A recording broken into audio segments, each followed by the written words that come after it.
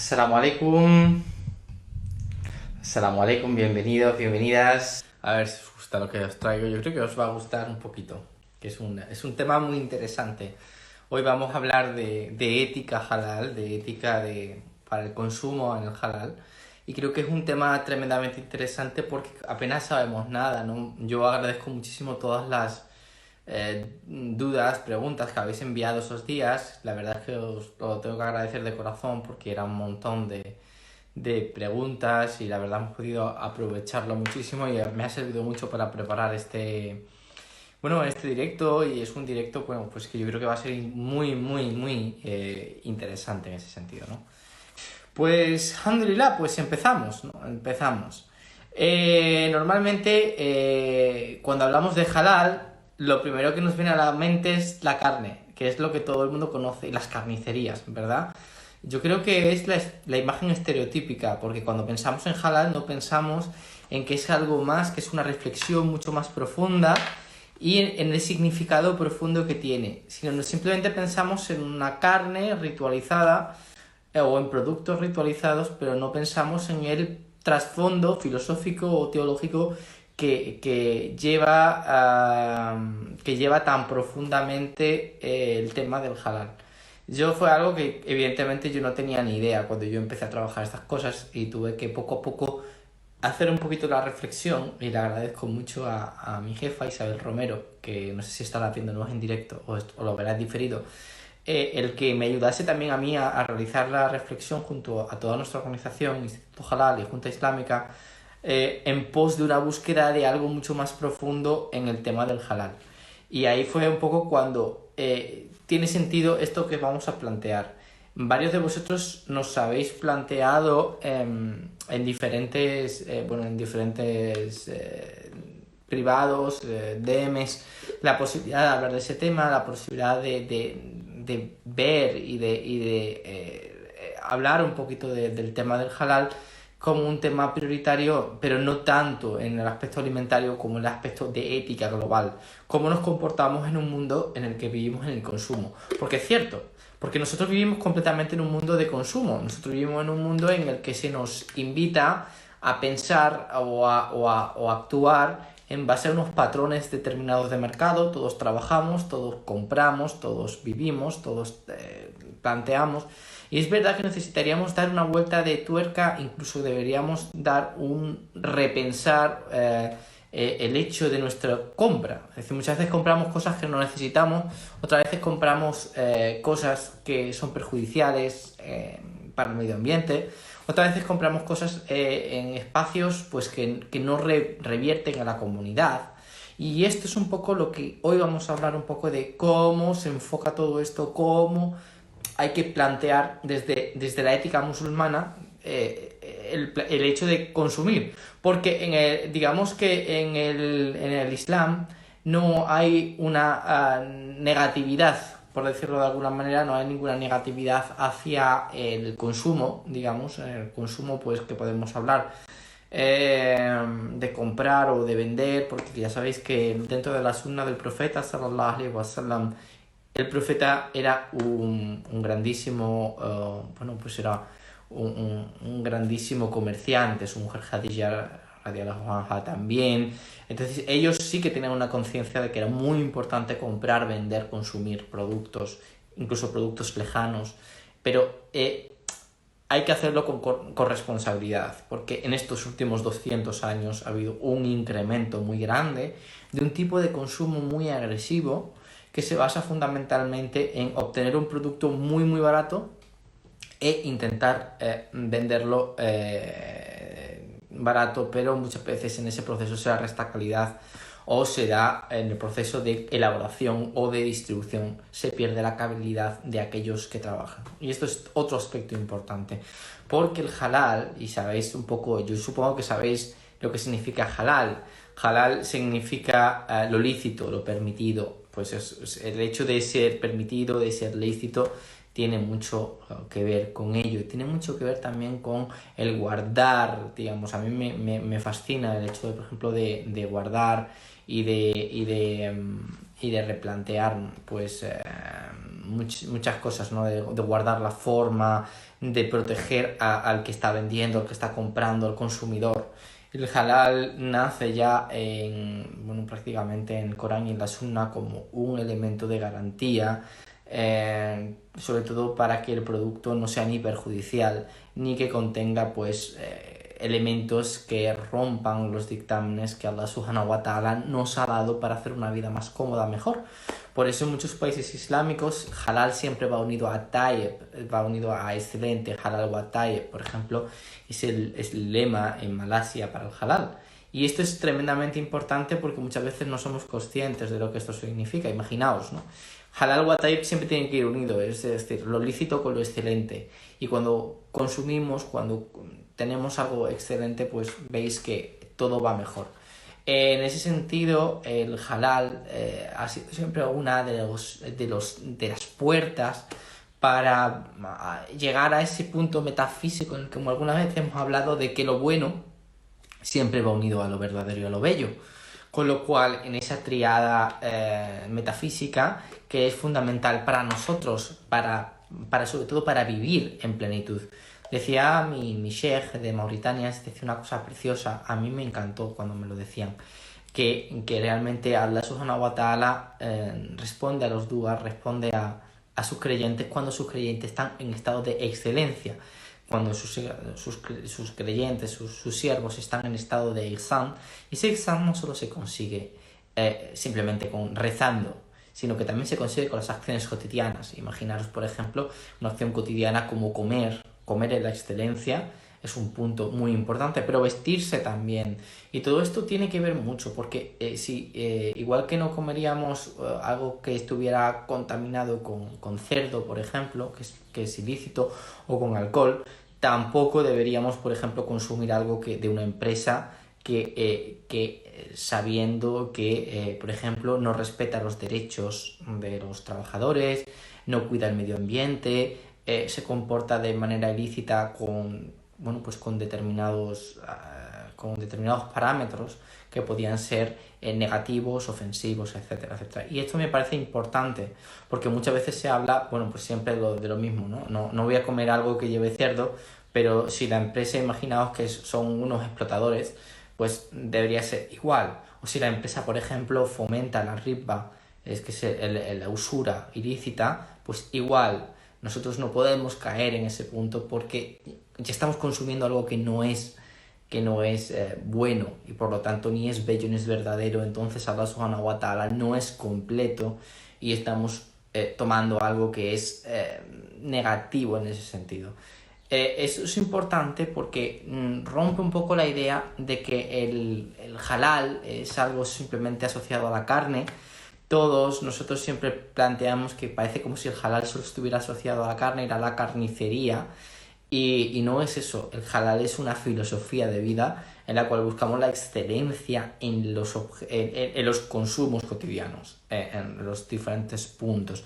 Y creo que es importante, porque además al final se convierte en una cosa, una visión muy pobre, ¿no? Si solamente el halal estuviera asignado a la comida. En el Corán se plantea así porque era como en aquellos tiempos, era como lo que, el consumo prioritario. Pero hoy en día, por ejemplo, imaginaos que una empresa que es respetuosa, por ejemplo, con el medio ambiente, de lo que sea, o por ejemplo con el tema de la ropa, que no use a niños esclavos, etcétera, o empresas, por ejemplo, locales que puedan revertir en la comunidad, o proyectos empresariales que impulsen gente de la comunidad, pues también es necesario y también es halal.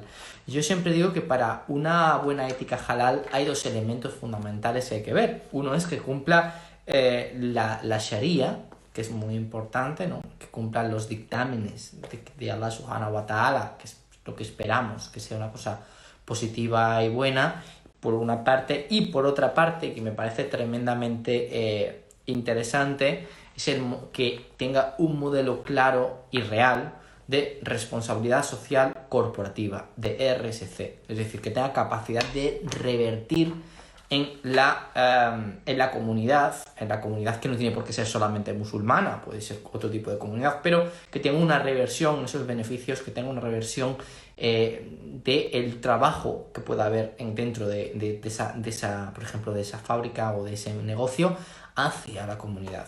Desde luego, si no hacemos eso, muy mal vamos fatal, porque una empresa que solamente se dedica a ganar dinero es una empresa que le falta corazón y espíritu, y eso se lo puede permitir una persona que no es un creyente, pero un creyente no se lo puede permitir. Cada acción es ibada, cada acción de ibada, eso tiene que estar enfocado a Allah subhanahu wa ta'ala. Cada cosa que hacemos es fundamental que esté enfocado hacia Allah subhanahu wa ta'ala, porque no podemos decir, no, es que yo de 8 a 3 soy empresario y el resto del tiempo soy musulmán. No, una vez que se es musulmán 24 horas, 7 días a la semana, 365 días. Necesario para plantearlo, y nos ayudaría muchísimo a replantearnos el mundo que vivimos con las injusticias.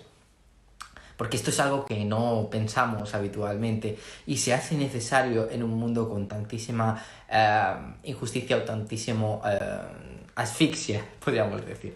A mí me parece tremendamente interesante.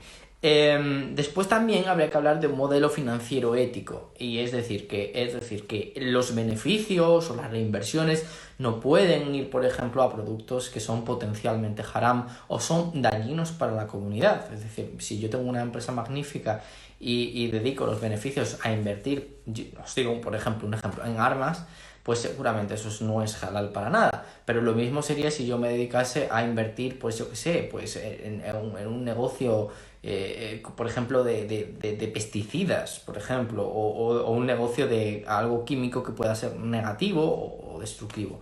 Y esto tiene mucho que ver también con el hecho de que, como decía el filósofo y sheikh René Guénon, que vivimos en el mundo de la cantidad. Y vivimos en el mundo de la cantidad y olvidamos la cualidad metafísica. Hemos olvidado ese sentido y entonces nos hace que nosotros lo único que veamos es resultados, beneficios, dinero, y nos olvidemos de la profundidad metafísica que hay en cada acción. Un mu'min, un creyente, una mu'mina, una creyente, tiene que enfocar su vida hacia eso. Y eso es lo que tiene que motivar. Y esto es muy importante, porque de esa forma estaríamos, digamos, como yo digo, atados de pies y manos. Entonces, esto es importante. Que os quede claro que el punto primero de este directo es que hay halal más allá de la carne, y hay halal que tenemos que aplicar en el planteamiento empresarial y no solo quedarnos con un halal de consumidor hacia la empresa, sino de la empresa hacia el consumidor. Y exactamente. Entonces, en ese sentido, yo creo que era un punto muy importante para deciros que la ética de que dimana de esta situación es muy importante que replantee la figura no solo del consumidor, sino también del empresario. Y cuánto el empresario puede hacer desde su posición de poder. Cuánto el empresario puede ayudar a la gente, a sus trabajadores, pero también puede ayudar a la gente normal. A gente que puede replantearse muchísimo y que puede ver en ese planteamiento, ¿no? de casi de rahma que se puede tener, que es muy parecido al modelo de la sunna del profeta sallallahu alaihi wasallam, como él planteaba todo eso. Hasta aquí la primera parte, ¿no? Yo creo que era interesante porque este era uno de los temas que a la gente le había llamado más la atención. Y como habéis visto, se sale de la alimentación, pero la alimentación es un elemento de consumo, pero también lo podrían ser hoy, por ejemplo, la tecnología, por ejemplo, la industria cultural, la industria de la moda, etcétera, etcétera. Y todo eso tiene que ver. Por ejemplo, vamos a un segundo punto interesante. ¿Por qué hace falta una ética en un modelo tan consumista? El consumismo tiene el mundo del pensamiento consumista tiene que ver con la finitud en tiempo y en calidad del objeto para que sigas comprando. Es decir, si yo hago, por ejemplo, botellas, no me interesa que la botella dure más de un tiempo y no me interesa tampoco que la percepción hacia la botella sea una percepción eterna. Cosa que, por ejemplo, nos sorprende de cómo muchos objetos que tienen nuestros abuelos aguantaban durante años y años y no cambiaban. nosotros hoy en día vemos que esa botella no está de moda o se rompe, etcétera, etcétera, pues eso en el mundo consumista lo que plantea o lo que se plantea a partir de los años 50 es que hay que hacer una producción en masa, accesible, barata y si es posible que no dure mucho para que puedas volver a comprar al año una botella. Entonces esto es también un tono perverso, porque en un mundo como el que estamos viviendo ahora, con una crisis medioambiental, con una serie de problemas, sería otro tema para hablar en otro directo, que es la ecoteología, la responsabilidad ecológica que tenemos desde nuestra creencia, pues claro, nos encontramos con que la ética para muchos empresarios les da igual. Por ejemplo, el modelo productivo que tiene China es el modelo más perverso que te encuentras. ¿Por qué? Porque se basa en un modelo de explotación del trabajador que además produce barato y de mala calidad para que se te rompa y vuelvas a comprarlo, ¿no? Entonces ese modelo también tiene un toque perverso en el cual está todo deslocalizado porque produces a 4.000 kilómetros, lo tienes que traer a donde estás, lo vendes en unas tiendas donde no tiene un impacto social en la comunidad y en ese sentido no genera un retorno. Bien, en el planteamiento halal, un planteamiento ético halal, nos obligaría a replantearnos esta situación.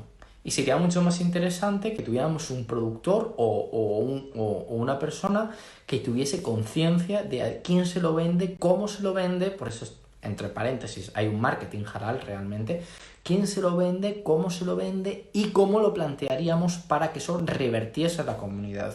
Si, por ejemplo, poneros que pusiéramos 20 céntimos de esa botella y pudiéramos, por ejemplo, invertirlo en un parque, en una mezquita, en un comedor social, en una guardería para chicos, etcétera, etcétera. Podemos encontrar muchísimas cosas que sería interesantísimo de replantear. Pero en eso el modelo ético empresarial no funciona. Y no funciona porque ese mundo, como hemos dicho, es consumista. Hablábamos antes con Lucía, que creo que está conectada, de que el problema de hoy en día es que incluso en los mundos tradicionales se ha pervertido el concepto de tiempo. Y la perversión del concepto de tiempo lo que hace es que lo queramos todo inmediatamente y además no solo inmediatamente, sino lo que queremos todo es barato.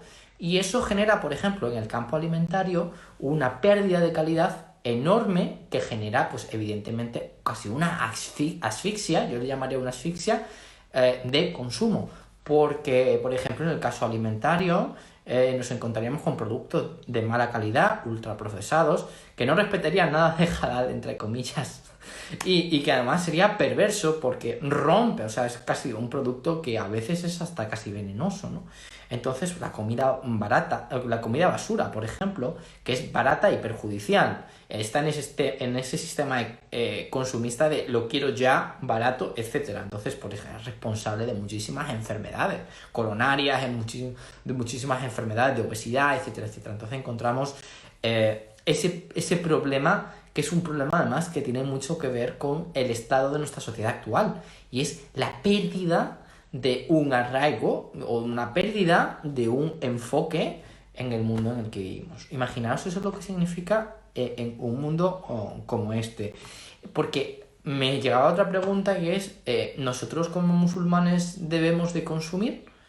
Y yo diría que sí. O sea, no, lo que no podemos hacer es irnos como un monte, pero siempre hay que intentar consumir de proximidad, consumir con conciencia de lo que estamos consumiendo, consumir con calidad para que eso aguante y para que sea beneficioso con nosotros, y si encima puede ser consumir de alguien que nosotros sabemos que estamos haciendo un bien y esa persona puede revertir en bien, pues muchísimo mejor. O sea, imaginaros qué dinámica. Otra cosa es que no podemos plantearnos es vivir como si fuéramos monjes. El Islam dice que no. El Islam es un planteamiento de término medio y eso significa para nosotros, que es muy importante, significa estar en ese punto, a mi juicio, el más interesante, que es que estamos dispuestos a replantear nuestro enfoque, o estamos dispuestos a replantearnos la forma que tenemos de consumir. Entonces, yo creo que es tremendamente necesario hacer un planteamiento, ¿no?, de que hay que traer o acercar las industrias, hay que replantearse el enfoque en el que estamos nosotros viviendo y conseguir mayor interacción entre el consumidor y entre la empresa y humanizar, y esto es un punto muy importante, humanizar este aspecto que yo creo que es tremendamente necesario en un mundo como en el que estamos viviendo. No es nada sencillo, me parece importante. Y como veis es un tema de profundidad casi metafísica, lo cual es importante porque además nos lo replantea más allá de lo que podíamos comprender. Lo que Javier, por ejemplo, está diciendo ahora una cosa muy interesante, y es que hay alternativas locales, exactamente, y muchas veces es más fácil ir al supermercado porque está todo, digamos, está todo planteado para ese consumo inmediato, pero es verdad que en esas tiendas de proximidad o ese tipo de consumo ayuda mucho más porque es a gente a la que son tangibles, gente a la que van a ver un beneficio. Pero esto es una educación global muchas veces, ¿no? Entonces, como veis, esto es un problema a mayor escala. Y esto en el fondo es un problema de responsabilidad y de conciencia. Y aquí viene algo más interesante, a mi juicio, que es el tema de la responsabilidad y la conciencia. Y esto es otro punto importante. Porque aquí está también el hecho de emprender y el hecho de consumir. El hecho de sin emprendedores no hay consumo y sin consumo no hay emprendedores. Entonces necesitamos un equilibrio. Y un equilibrio que viene a raíz de dos preguntas que hacía Mariam, que antes lo hacía por privado, que me gustaron mucho, inspiraron este directo, y me pareció tremendamente interesante el tema por una parte el tema era de la comida y por otro tema era el tema de la energía, la responsabilidad en el consumo. Es decir, esto sí que lo estamos viendo y que necesitamos replantear nuestro propio enfoque como consumidores. ¿Cuánto gastamos de agua? ¿Cuánto gastamos de electricidad? ¿Cuánto cuesta esa electricidad que consumimos? ¿Cuánto cuesta eso? La conciencia de la calidad, por ejemplo, del producto alimentario. ¿Por qué es necesario tener un producto alimentario de calidad? ¿Por qué es necesario poco a poco ir implementando medidas de mejora de la calidad? Y, por ejemplo, evitar prácticas abusivas con los animales o evitar la sobreexposición a los productos químicos, etcétera, etcétera, etcétera. Entonces, tenemos que reenfocar todo esto, tenemos que replantearnos el modelo de la economía halal. Una economía halal que de hecho no se da ni en los propios países musulmanes, pero eso nos corresponde a nosotros plantear eso. Nosotros como la generación M, y os lo enseño como siempre, me encanta este libro de Selina Yan Mohammed, es un libro maravilloso sobre la generación que nosotros representamos, la generación M, que es una generación joven, es una generación dinámica, es una generación que replantea el mundo en el que vive, porque es un mundo globalizado, es la que puede cambiar desde el punto de vista de exigir al mercado lo que estamos haciendo y exigir también que en ese halal haya un trato ético real, que no solo se diluya en el nombre o en un ritual concreto que todos conocemos, sino que además que esté presente la auténtica intención, porque sabéis que en el fiqh, más que la acción, lo que importa es la intención. Por lo menos para los malikis, la intención, la niña, es fundamental. Pues imaginaos aquí cuánto importaría tener una niña fuerte, digamos, yo lo llamaría una intención poderosa que nos ayude a replantearnos eso. Entonces, a mí me parecería tremendamente interesante que esos proyectos que pudieran salir es básico. Aquí nos está volviendo a decir María lo del tema de energía, y es verdad porque el tema de la producción de la energía, el tema cómo podemos hablar de halal cuando estamos haciendo, por ejemplo, tú lo sabes mejor que nosotros, pero el tema del fracking, por ejemplo, estamos haciendo daño al medio ambiente, o estamos generando una guerra para poder acceder por ejemplo, a recursos medioambientales, etcétera, etcétera. Eso sí que es un modelo ético, eso sí que es un desafío ético. O sea, estudiar en ética aplicada es muy necesario. Como creyentes, además, tenemos una responsabilidad con eso.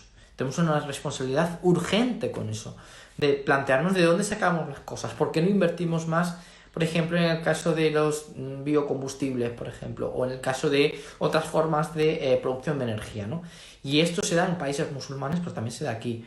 Hay que replantearse de dónde vienen las cosas. Igual que hemos dicho que no podríamos considerar a una empresa que invirtiese en armas, muchas veces tenemos que plantearnos qué está pasando con las energías, cómo se podría llegar a un modelo energético más halal, más limpio, ¿no? Creo que eso es importante porque es una reflexión que no se hace suficientemente bien. La gente se queda al final que el halal es comprar una carne determinada, pero no un modelo de productividad, no un modelo tampoco de bienestar. Lo decía antes lo mismo.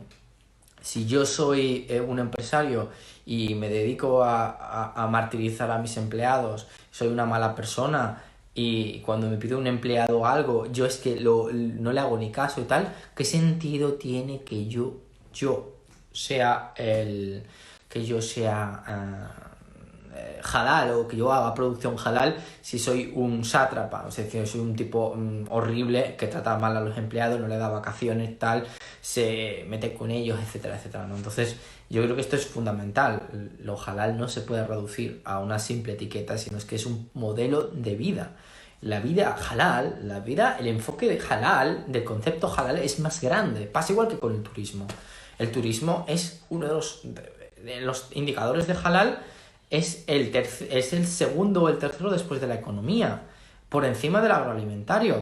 Y el turismo tiene un impacto grandísimo. Ahora, si yo hago un turismo de destrucción del medio ambiente y de no tener conciencia de lo que estoy viendo, no respetar el patrimonio, etcétera, etcétera, y de construir hoteles a pie de playa, ¿qué sentido tiene que yo le llame después halal y que sirva una mortadela halal? Sería estúpido incluso, porque hace falta que tenga conciencia de que ese turismo tiene que ser un turismo de respeto, de un turismo de guardar la fórmula. Entonces, a mí me parece tremendamente importante. Pero tiene que quedar otra cosa clara.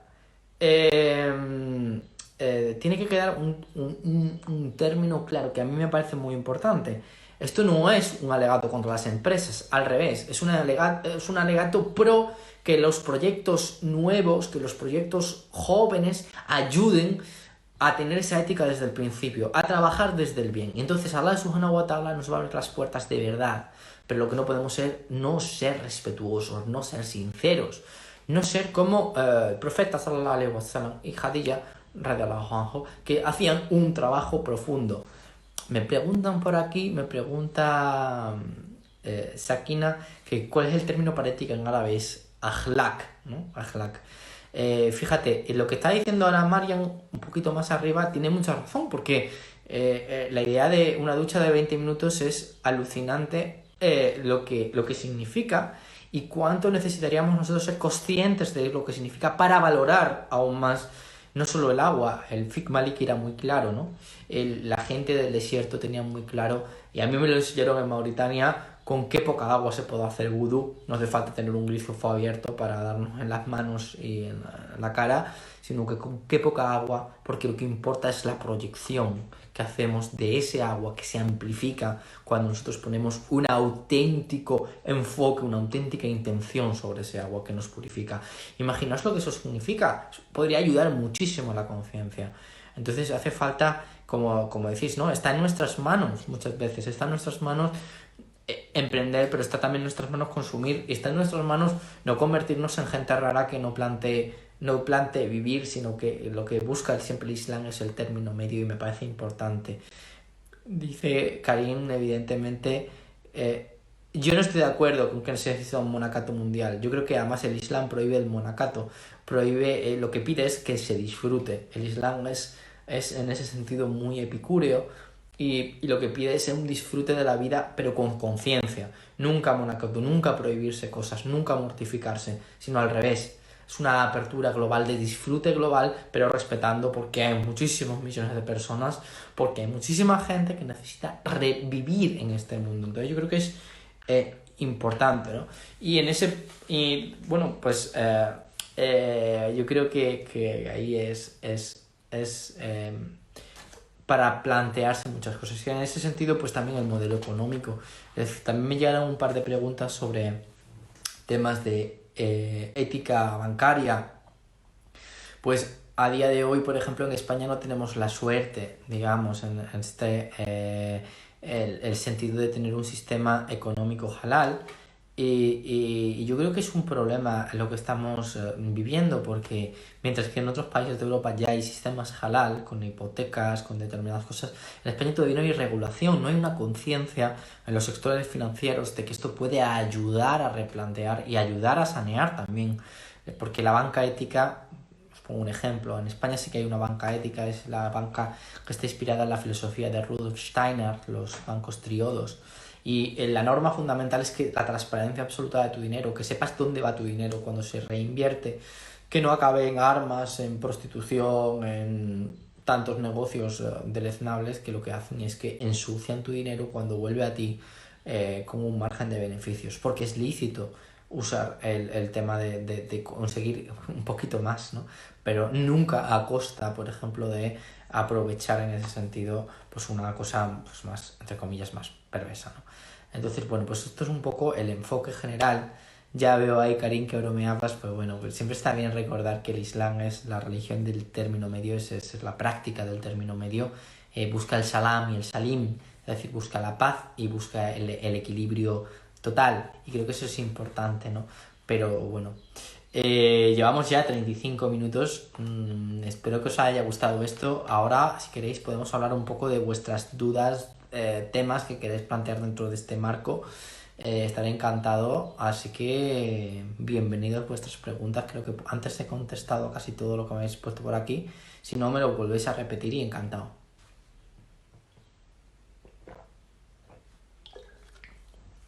A ver qué me decís.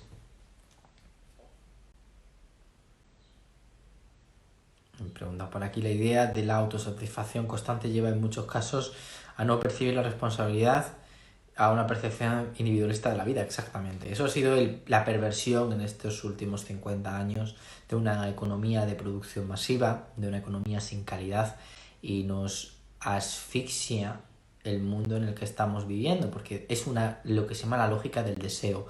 Esto hay diferentes filósofos que lo han trabajado muy bien, el tema del desear, deseante, deseante, deseante, y que te atrapa y no te deja vivir porque tú siempre estás deseando y anhelando.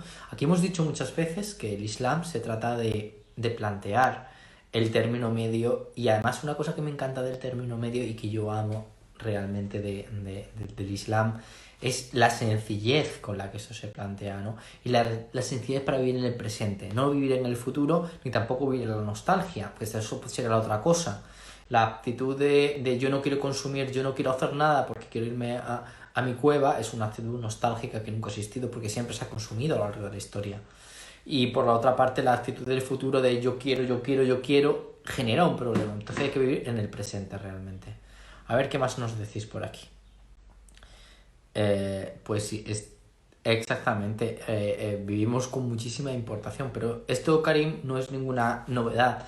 Entonces, el profeta se dedicaba a comerciar con productos que venían de Siria o venían de Yemen y los pasaba a Siria, y los productos de Siria los bajaba a Yemen. O sea, que no era ninguna cosa rara. Esto era muy normal en su época, ¿no? Y es verdad que ahora mismo está todo más globalizado, pero por eso hace falta más ética en el planteamiento.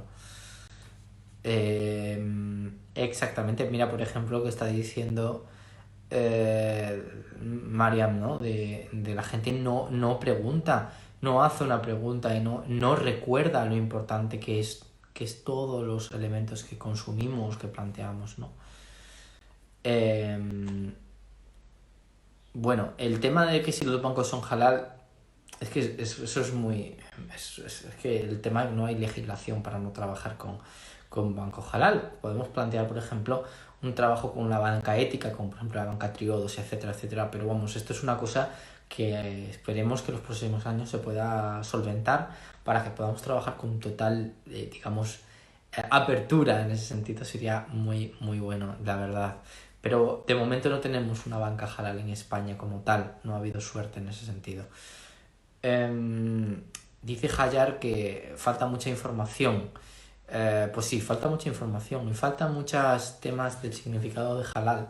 Desde nuestra institución, desde Junta Islámica e Instituto Halal, hemos estado trabajando en este concepto y en nuestra formación se explica, en las diferentes formaciones que hace Escuela Halal, que es nuestra rama dedicada a la educación o a la formación en temas técnicos, se le explica a empresas que no tienen nada, no saben nada del Islam, pues que van a empezar a producir halal, lo que significa, y entonces se trabaja con estas empresas el hecho de que tengan conciencia, y por eso desde Instituto Halal impulsamos en su momento pues todo un enfoque hacia la responsabilidad social corporativa, hacia de cómo una empresa tiene que revertir en los demás para poder hacer algo interesante en ese sentido. Yo creo que es muy, muy importante. A ver, nos dice señorita Cordelia que cómo nos podemos fiar y creer que un producto es tal y como lo anuncian. Bueno, pues ahí entra dentro, hay sellos de calidad, igual que está el sello halal, hay sellos de calidad, por ejemplo, de bio, de eco, de vegano, etcétera. Esos sellos verifican a través de procedimientos técnicos de que el producto tiene una calidad y que no es engañoso, y si fuese engañoso se puede denunciar, porque para eso está en un estándar de calidad alto en ese sentido, ¿no? Eso sí era otro tema. ¿Qué pasa con el consumo de algunos musulmanes durante el Ramadán? ¿Eso es ético?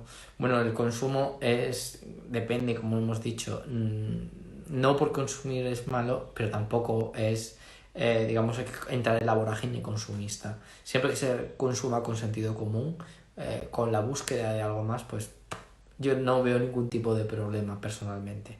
A ver qué nos dice Lucía por aquí.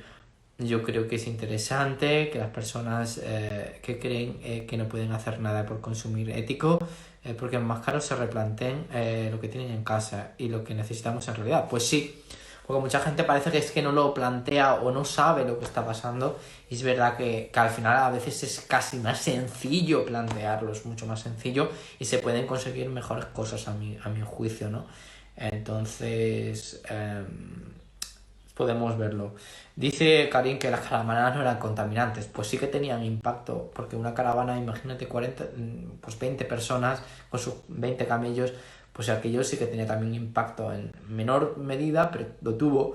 Entonces siempre ha tenido impacto. Lo que pasa es que ahora tenemos métodos para reducir aún más el impacto, y hay que plantearlo. No solo hay que vivir, digamos, donde estamos viviendo en el sentido, sino que además es que hay que obligar o replantear a la gente de que este mundo es un mundo de prestado y necesitamos llegar un poquito más lejos. A ver, ¿qué más nos decís?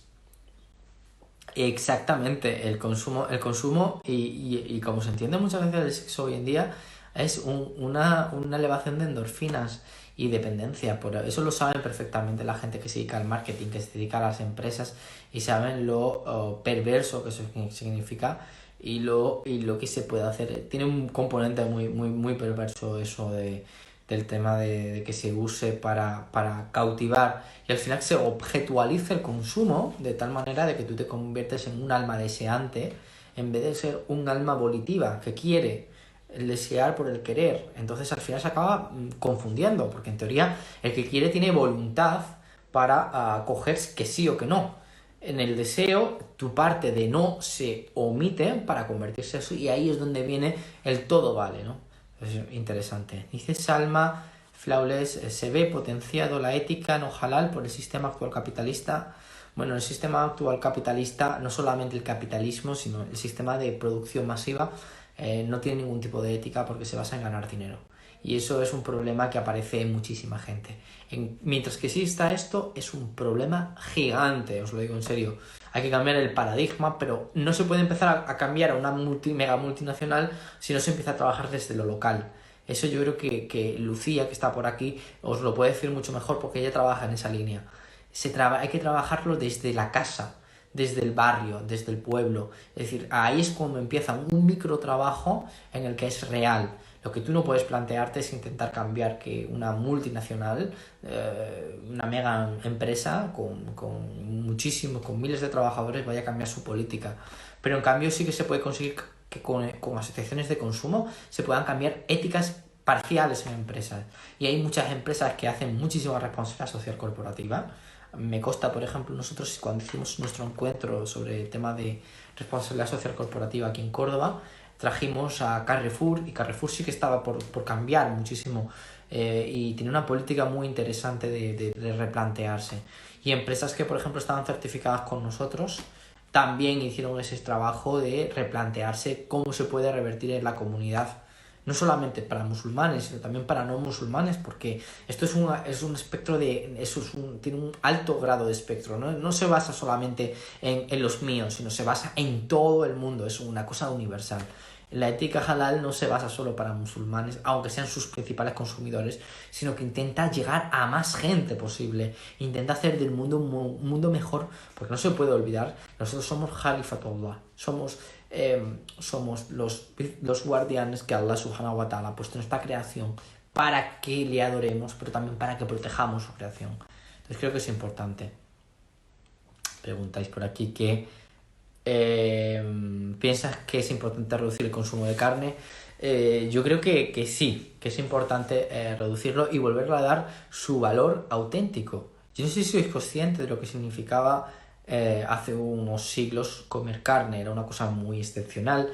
Hoy todavía en ciertas zonas, por ejemplo, como en África, por ejemplo, me acuerdo de Mauritania, se comía la carne más preciada, que es el camello, como un elemento de mucho valor. Y la conciencia de comer ese camello era muchísimo de un valor enorme.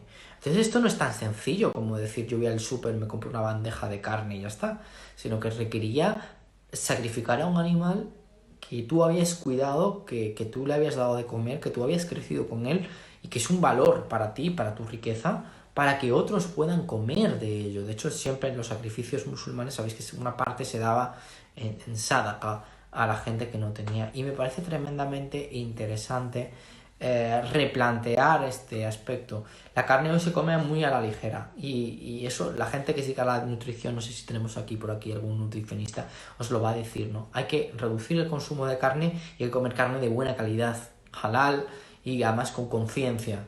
En ese momento nos daremos cuenta de lo que significa la carne, pero lo que no podemos hacer es comer carne como si comiésemos, como si fuera un producto de consumo más, porque es un bien de un animal que ha sido sacrificado. Si os fijáis, no se dice que ha sido matado, ha sido sacrificado a Allah subhanahu wa ta'ala y ha sido bendecido. Por eso el carne halal tiene un componente muchísimo más fino en ese sentido que el que podemos comprender. Para que os deis cuenta un poco, todo el mundo que haya sacrificado alguna vez sabe el valor que tiene una vida, porque es el momento en el que se te da la oportunidad de dar el valor que tiene esa vida. Esto es una experiencia brutal que mucha gente debería probar y a lo mejor no comía carne con tanta celeridad o no comía carne con tanta presteza sin pensar lo que significa cada vez que metes un trozo de carne en tu boca, ¿no? Eso yo creo que es interesante. Dicen por aquí que la etiqueta halal no implica que el proceso de detrás sea ético halal con una responsabilidad social.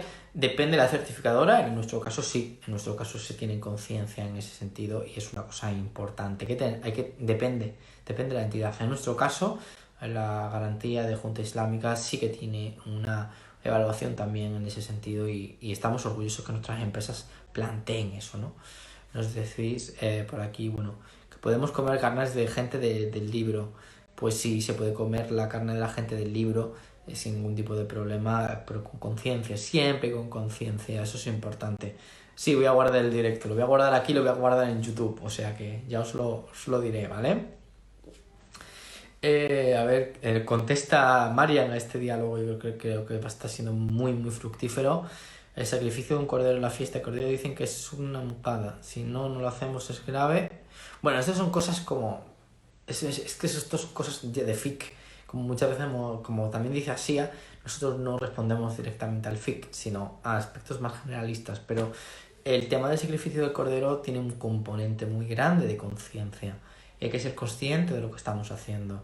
Entonces, bueno, pues esto es mucho más, digamos, un tema que tiene que ver, hay que buscar un componente mucho más simbólico de por qué se sacrifica, por qué no se sacrifica, de que no pienses que en la gravedad o la no gravedad, sino que piensa también en los medios que tienes para hacerlo. Hoy en día hay muchísimos medios para plantear este tipo de cosas.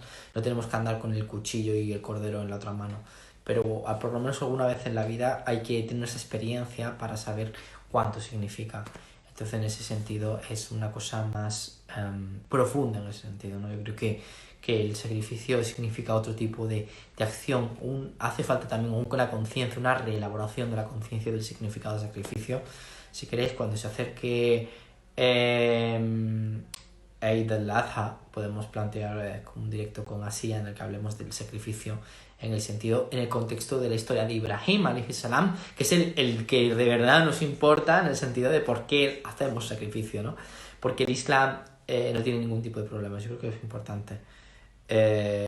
Por aquí nos dice Najiha, cualquier consumo se ha de hacer con conciencia, exactamente, y el consumo de carne no ha de ser menos.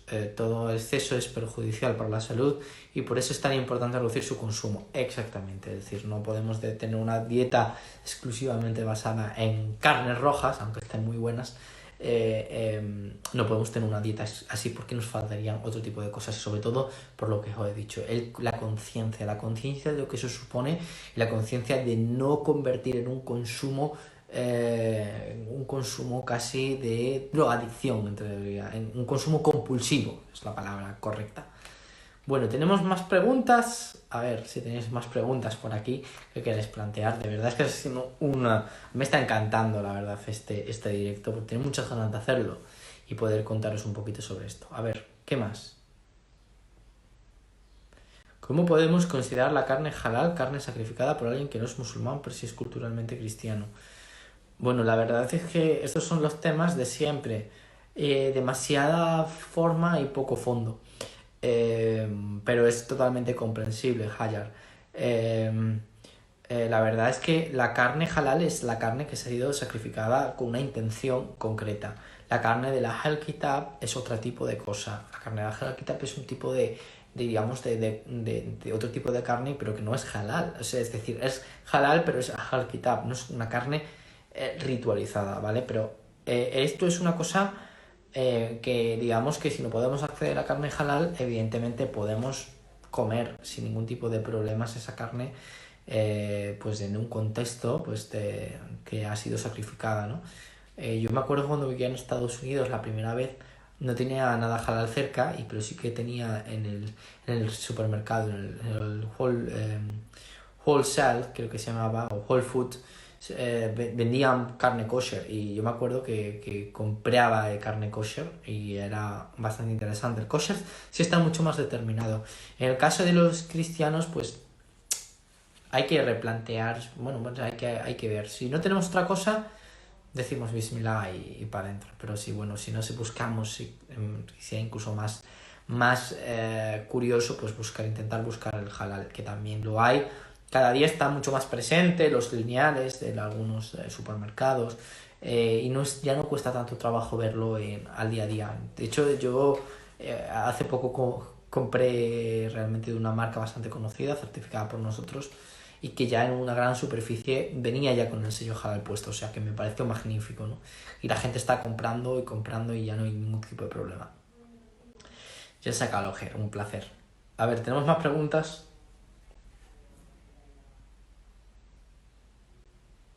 ¿Tenemos alguna más?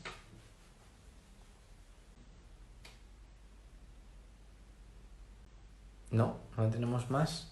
¿Nadie se anima a preguntar? No, por favor, no me deis las gracias por esto. Eso es maravilloso. Es intentar daros la posibilidad de tener herramientas para pensar. De hecho, también poned en duda mis palabras, leed, planteároslo vosotros, replantearos las cosas y no os quedéis exclusivamente, digamos, con mis palabras. Mis palabras no son dogma, hay que replantearse las cosas, hay que volver a pensar y hay que elaborar vuestro propio pensamiento. Yo os puedo dar algunas guías, pero no os doy verdades absolutas. Nadie os puede dar verdades absolutas. Entonces, pues eso. Aquí nos dice Mitrillo, creo que hay que consumir productos locales, tiene una bendición adicional en 2 vías. Tú estás siendo beneficiado por un producto fresco y ese productor recibe un beneficio de tu apoyo, exactamente. Y además ese productor debería revertir en la comunidad y trabajar pues en ese sentido. Javier, sí, lo tienes en la página www.institutohalal.es .com y tienes ahí, pues tienes una base de datos que puedes buscar y puedes ver. Ahora mismo tenemos 400 empresas certificadas. La pena es que también en España es una cosa muy curiosa. No se ofrecen al mercado nacional porque no hay apenas distribuidores, sino que todo se importa y eso es un problema grande.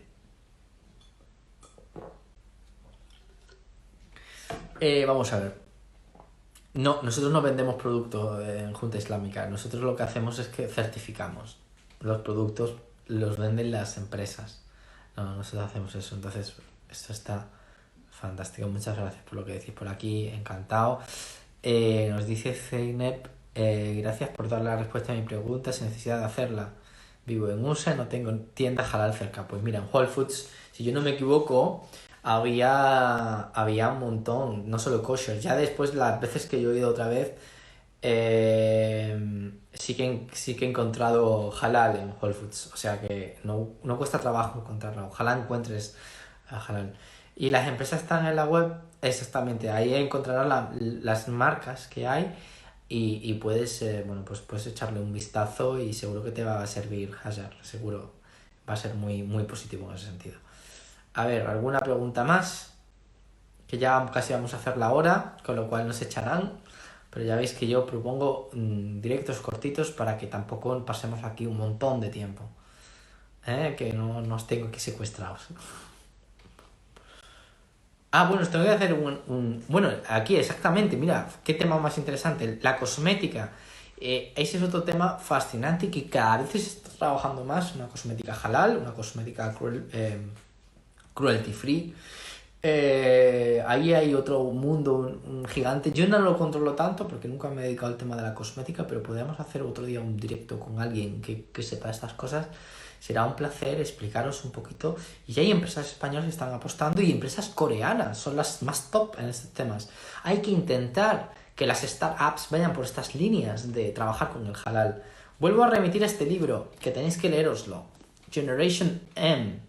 Young Muslims Changing the World, de Shelina Jan Mohammed. Un libro maravilloso para saber cómo se puede cambiar el mundo siendo musulmán en ese sentido. Entonces, hay que replantearse muchas cosas, hay que conseguir llegar más lejos, inshallah. Y me lo apunto por aquí, lo que me estáis diciendo. El tema de la cosmética, me voy a apuntar las preguntas de Bushra y de Karim. Ya veréis que va a ser un tema muy interesante, hablar también del tema de los alcoholes y todo eso, va a ser un mundo fascinante, me lo apunto. Y después el tema tenemos este tema, os tengo que decir que el próximo día 3, viernes 3, a las 6 de la tarde, si no me equivoco, vamos a tener un directo con Antonio Manuel para hablar de este libro tan maravilloso, tan sumamente maravilloso, que se llama Arqueología de lo Hondo, lo pondré esta semana, sobre una lectura islámica, de los orígenes islámicos de el flamenco. A mí un libro que me encantó, que tenéis una reseña en internet y que yo creo que os va a encantar, y su autor es una de las personas más maravillosas que conozco, que es Antonio Manuel Ramos, a quien quiero muchísimo.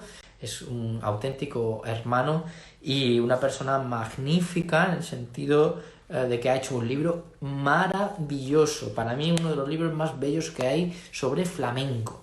Entonces lo dejaremos por aquí para que disfrutéis. Y sí, señorita Cordelia, me lo apunto para hacer un directo sobre estas cosas con Ismaín, ¿vale? Y por mi parte veo que se nos va acabando el tiempo, pero bueno, lo que puedo es daros las gracias por aguantar una hora hablando de estos temas, por tener un poquito de perspectiva sobre estas cosas.